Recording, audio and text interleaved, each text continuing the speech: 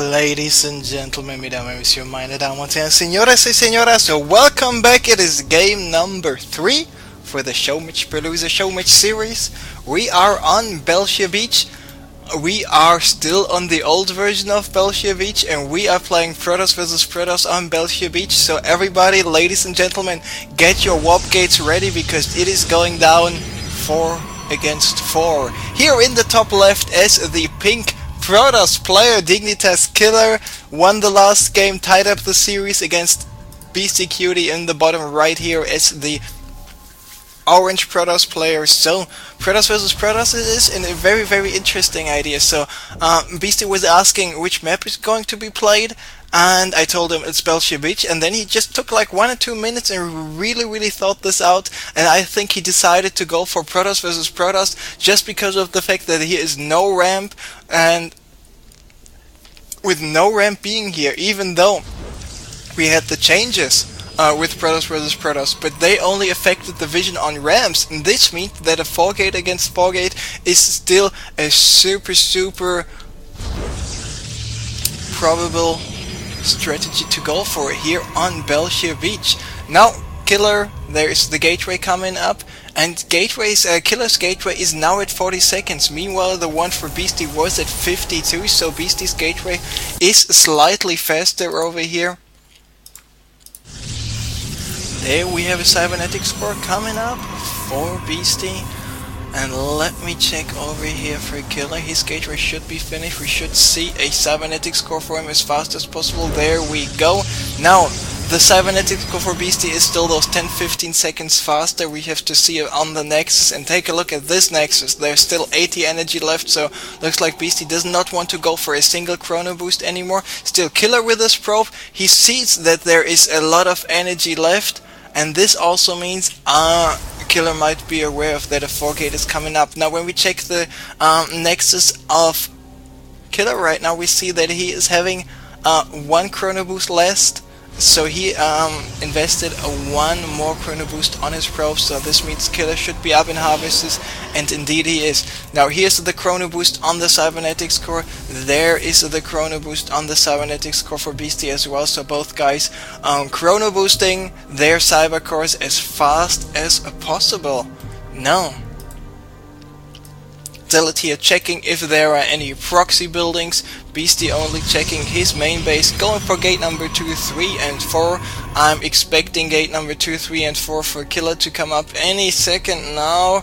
He's on 300 minerals of 350. 1, 2,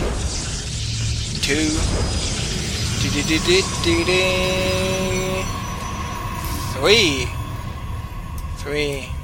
Okay, gate number 3 is a little bit late, so, and he needs to make sure that there will be another pylon because he does not want to have a Toasters knocking on his door and yelling at him, "Give me my pylon back!" Something like this would of course be not so good. And take a look at this Beasty, maybe trying to get in here, building a pylon on the high ground. There is a 1 probe getting chased away. He's got this pylon here on the low ground. Just for a second I thought he wanted to move in here. Oh, Beasty is actually going for some sort of... Oh, this very well might be, because take a look at this pylon over here.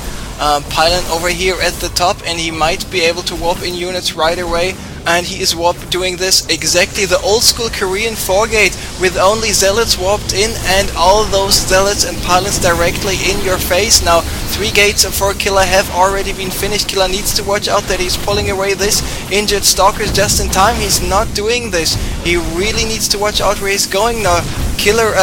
Beasty is focusing down the probe right away, so this is looking very good for Beasty right now. He already killed a total of 5 probes, and he is doing even more damage. Now KiLLeR is able to hold off the first and second wave of Zealots, but the third wave of Zealots is already moving in.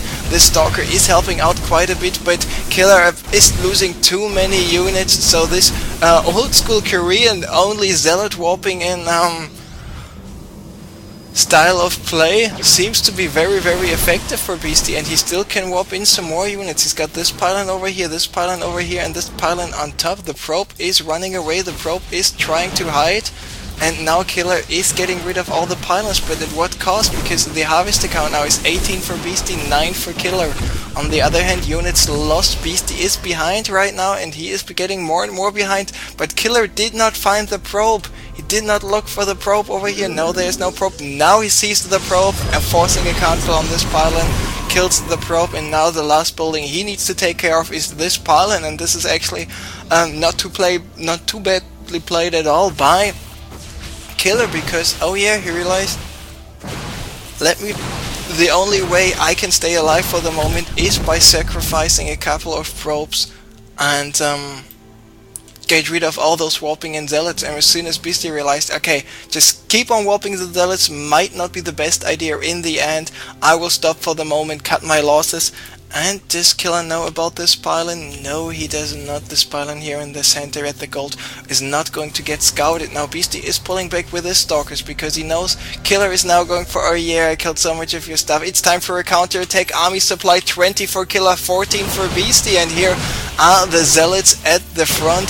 Beastyqt doing a good job with his stalkers to kite all those zealots. On the other hand, the zealots of Beastyqt, of KiLLeR, doing a good job at tanking the damage, allowing KiLLeR's stalkers to do some damage. Now I'm a little bit confused about the sentry. Beastyqt even was about to bring some of nearly all of his probes actually to do some damage, and here of course having the stalkers on the high ground is a very good thing, and now KiLLeR needs to pull back with his unit just in time. He goes for a guardian shield. He takes quite a lot of damage, and he actually could move up the ramp, but he decides not to do it. Now he's attacking some pylons, he's attacking newly warped in units, and he is attacking those probes. He most likely is going to lose his whole army. The question is, how much damage can he do before he loses his whole army? And the zealots over here doing a really good amount of damage to the probes. Now the probes are all safely back going to mining. Those probes, those stalkers will be taken out. And we had a very efficient counter attack by KiLLeR in terms of killing a couple of probes, and exactly the same amount of harvesters were killed by both players. Now KiLLeR, he's got some pylons at the front, he's got some pylons in the middle, now pulling back with his newly warped in units, and now he is awaiting the counter attack of Beastyqt. By the way, both guys are still on 1 base each, both guys are still on 4 gates. Now the harvester count is a 13 for Beastyqt, a 17 for KiLLeR right now. And it's time for another counter attack, and I would not have thought that this game here on Beastyqt, Protoss vs Protoss on the old version of Beastyqt, is actually surviving 2 attacks. Maybe the game will end with attack number 3 here by Beastyqt. We have to see how this is going. Mainly stalkers, got 7 stalkers, 2 zealots. Now here's 4 zealots and 3 stalkers by KiLLeR to defend the attack of Beastyqt, but Beastyqt might have just a little bit too many units here. KiLLeR should warp in some more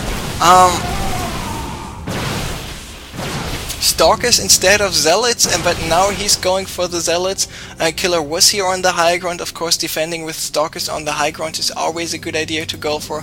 Beastyqt still making use of this pylon here at the gold, and now Beastyqt is moving in. There might just not be enough units here. Some more kiting going on. The stalkers do a really good amount of damage, and now Beastyqt got the 10 stalkers in the base of KiLLeR, and nearly KiLLeR was able to kill Beastyqt with his counter attack, but he did do a little bit of too much of an overcommitment. Maybe moving up the ramp to kill the stalkers on the high ground without blink would have been a better choice, but no. GG is called. Beastyqt takes game number 3, and he's currently up to 1. Remember, it's a best of 9. Whoever wins the first 5 out of 9 matches is actually going to win. We will have a 5-minute break. After this 5 minutes, we will be back with game number 4, so the map and the race for the next match will be a surprise.